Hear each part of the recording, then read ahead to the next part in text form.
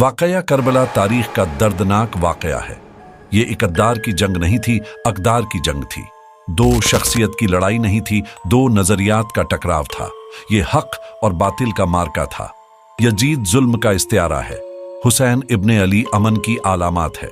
Yazid जब्र का पुतला है, हुसैन सब्र के पैकर है।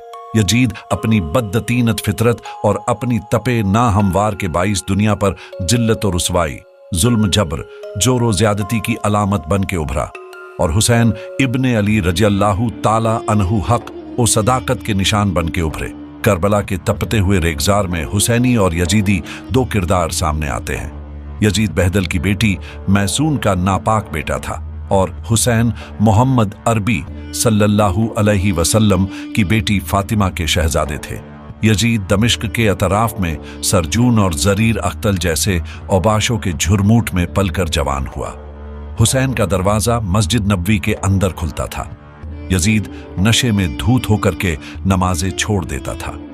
हुसैन की करबला के अंदर भी नमाज तहजूद कज़ा नहीं हुई। यजीद जुल्म का दूसरा नाम है, हुसैन अमन की आलामात है।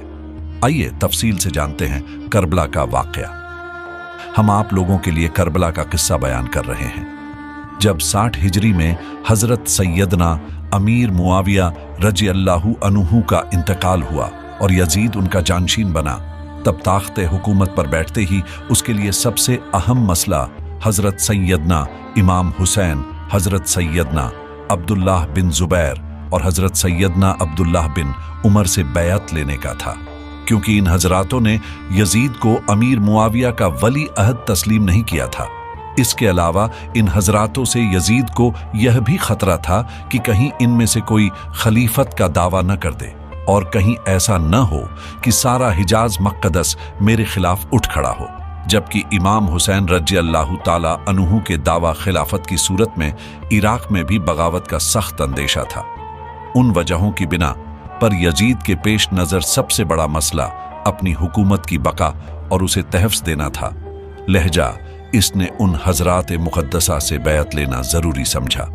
चुनांचे इसने मदीना मुनव्वरा के गवर्नर वलीद बिन उक़बा को हजरत सैयदना अमीर मुआविया की वफ़ात की खबर दी और साथ ही उन हजरात मुक़द्दसा से बैअत लेने के लिए सख्त ताकीदी हुक्म भेजा। वलीद ने हजरत सैयदना इमाम हुसैन रज़ियल्लाहु ताला अन्हु को हजरत सैयदना अमीर मुआविया की वफ़ात की खबर दी और यजीद की बैअत के लिए कहा।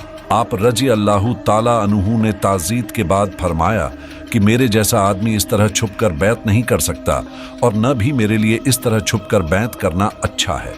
अगर आप बाहर निकलकर आम लोगों को और उनके साथ हमें भी दावत दें तो यह सबसे अच्छा होगा। यजीद की बैत हजरत सैयदना इमाम हुसैन रज़ियल्लाहु ताला अन्हु को कल्बी तौर पर सख्त नापसंद थी, क्योंकि वह ना अहल था और उसका तकर्र भी खलीफा ए राशिदीन के इस्लामी तरीका इंतखाब के बिल्कुल खिलाफ हुआ था। इसलिए आप एहतिजाजन उसके खिलाफ थे और दूसरी तरफ हालात इजाज़त नहीं दे रहे थे कि आप अली उल आलान उसके खिलाफ आवाज़ बुलंद करें।